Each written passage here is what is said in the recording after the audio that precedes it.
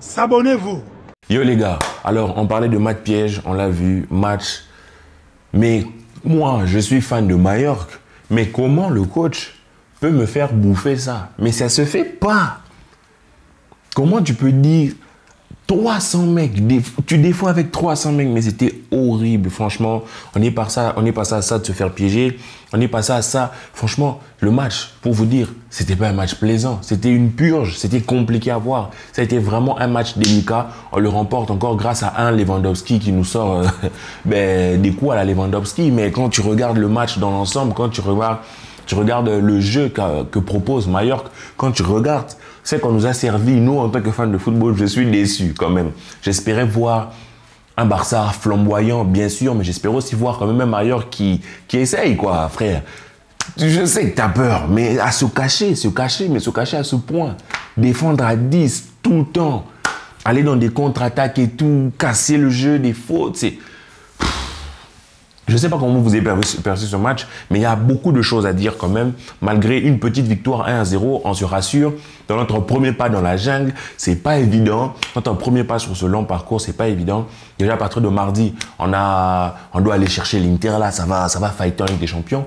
Mais sur ce match, que dire? Moi, je voudrais parler tout d'abord de André Christensen. Déjà, c'est vrai que Christensen et Piqué prennent des cartons jaunes bêtes en fait. Vraiment, ils auraient pu l'éviter. Christensen, je ne sais pas pourquoi il sort aussi loin. Piqué, je ne sais pas pourquoi tu fais ce tacle aussi loin. Pourquoi? Tu n'as pas de danger face à toi. Donc, ça fait 2 joueurs suspendus. Vous savez, quand on accumule les cartons jaunes, on est suspendu. 2 joueurs potentiellement suspendus en fonction des autres matchs. Mais dans l'ensemble, Christensen fait une top performance. Je suis vraiment content. Et moi, personnellement, il m'a rassuré. Tu vois, parce que je me posais la question et tout. Je sais que Piqué, peut-être ne tiendra pas le rythme vu son âge et tout, sa forme. Mais je me posais la question, est-ce qu'on pourra compter sur un Christensen? Et dans l'ensemble, moi, je suis satisfait. Je suis très content de ce match. Il a fait un match, vraiment un superbe match, un bon match. Et je voudrais aussi attirer l'attention sur Baldé à droite. Parce que je me disais, c'est pas trop son poste. On va voir. Mais c'est un bon point parce que Xavi confirme qu'il lui fait confiance même à droite. En fait, sachant qu'il avait essayé d'autres joueurs à la baie, d'autres joueurs qui étaient formés à ce poste-là, peut-être jouant une défense à droite, tout ça, il préfère mettre Baldé là. Et le fait que Baldé joue là, moi, ça me conforte dans l'idée que Xavi vraiment est en train de lui inculquer des choses et il voit que le petit est réceptif, et le petit est en train d'apprendre. Et à part ça, j'aimerais aussi notifier la performance de Robert Lewandowski, comme d'habitude, parce que pour moi, ça a été un match très pauvre pour lui en termes d'attaque. Vous savez, ils ont défendu tellement nombreux. C'est même pas qu'ils ont défendu bien. Ils étaient tellement nombreux, tellement tassés, on dirait un essaim d'abeilles. Franchement, c'était moche. C'était moche. J'étais là en face de ce match. Tu sais, d'habitude, quand je suis les matchs et tout, je suis agité, je suis en mode, ouais, vas-y, fais ça, fais ça. J'ai crié qu'une seule fois, c'est quand Lewandowski a marqué. Sur tout le reste du match, j'étais en mode, non, mais ils sont sérieux. Non, mais c'est du foot, ça. Franchement, ce genre d'équipe, moi, je comprends pas. Le foot, c'est quoi? C'est le plaisir, c'est le partage, c'est l'intention, c'est l'intuition, c'est le fait de vouloir créer. Mais jouer comme ça, horrible. Déjà, Lewandowski, son but est superbe, franchement. C'est qu'il arrive à faire comment il se retourne, la vitesse d'exécution et surtout l'endroit où il place la balle.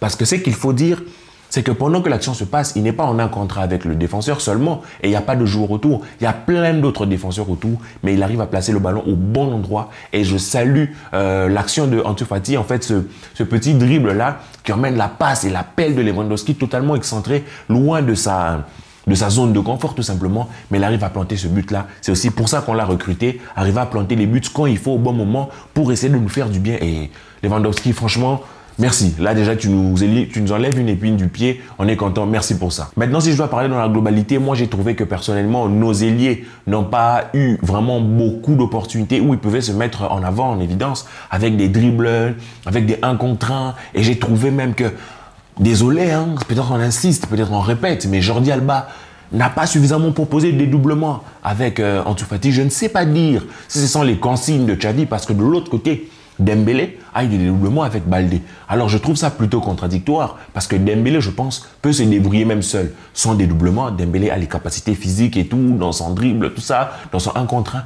pour se débarrasser d'un 1 contre 1, même de 1 contre 2. Genre les deux contre 2 défenseurs, il a les capacités.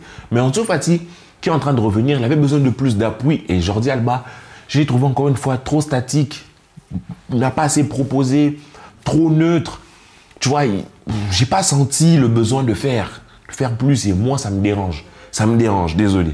Donc peut-être on se répète avec lui, mais moi, c'est ça que j'ai remarqué. Et l'autre point que je remarque aussi, est-ce que c'est à cause de la physionomie du match? Est-ce que c'est juste parce que c'est comme ça? Mais on a remarqué que des joueurs comme Gavi et Kessié étaient très portés vers l'avant, vraiment en train de soutenir l'attaque. C'était très beau, hein, ce qu'ils arrivent à faire sur une touche, sur deux touches, sur une récupération, sur une passe. C'est vraiment très intéressant, on est content qu'ils arrivent à faire ces choses-là. Mais moi, ce que je reproche, c'est que ces joueurs-là, Gavi et Kessié, en tout cas sur ce match, n'ont pas assez touché le ballon, en fait, au pied, n'ont pas assez participé à la construction au pied. Tu vois, c'est vrai, il n'y avait pas vraiment d'espace pour construire. On s'est retrouvé un peu avec Busquets qui devait faire un peu des petites louches, ce genre de petites choses. Des louches qui ont d'ailleurs assez bien marché parce que dans l'ensemble, Busquets, il ne fait pas un mauvais match. Il fait un match où certes, il se laisse avoir sur quelques actions, mais dans l'ensemble, Busquets ne fait pas un mauvais match, quoi. Si vous me dites que Busquets fait un mauvais match, moi, je suis pas d'accord avec vous. Je trouve qu'il fait un match correct. Ce n'est pas du top Busquets, mais encore une fois, sur ce match-ci,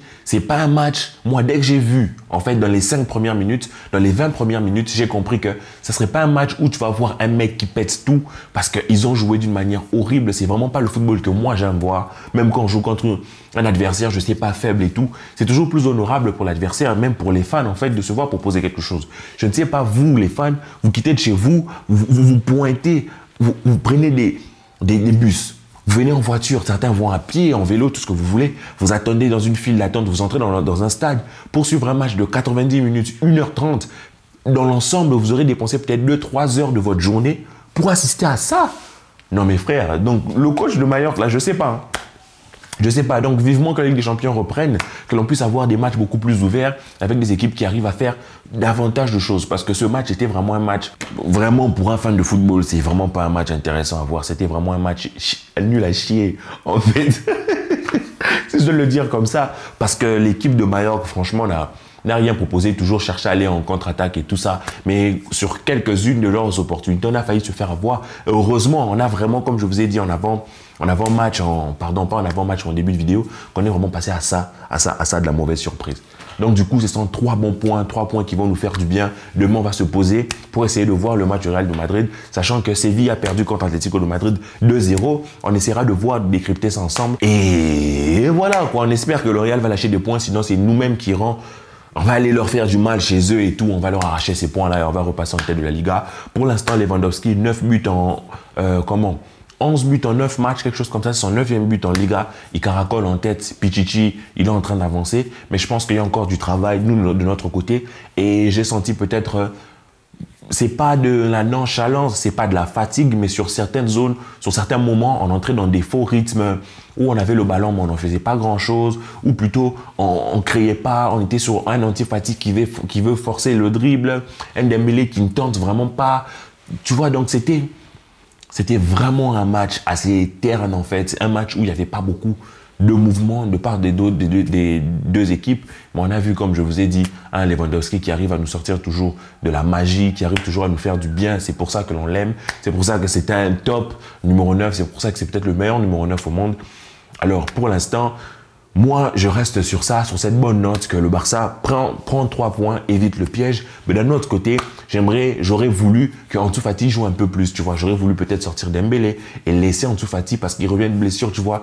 J'ai senti de la frustration. Lui, c'était un bon signe parce qu'il sait il sait et il veut faire mieux, tu vois. C'est un bon signe quand moi je vois cette frustration-là. Moi, ça me fait du bien. Ça me dit que il se contente pas de ça, en fait. T'es pas en train de se reposer sur ses lauriers. Mais de l'autre côté, j'aurais voulu vraiment qu'il joue tout le match. Peut-être le planter son petit but. On sent qu'il y a une petite relation qui est en train de naître avec Lewandowski. On lui souhaite tout le meilleur. J'espère le voir contre l'Inter. J'espère, bien sûr, voir notre trio offensif. Mais j'espère qu'il entrera en jeu et qu'il nous fera du bien. Je vous laisse commenter la performance de Ferran Torres. Je vous laisse donner votre avis. Moi, je ne vais pas donner mon avis là-dessus.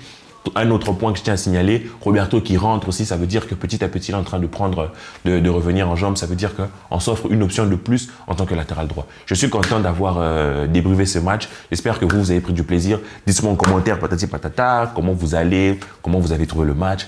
On se revoit un peu plus tard pour les prochaines vidéos.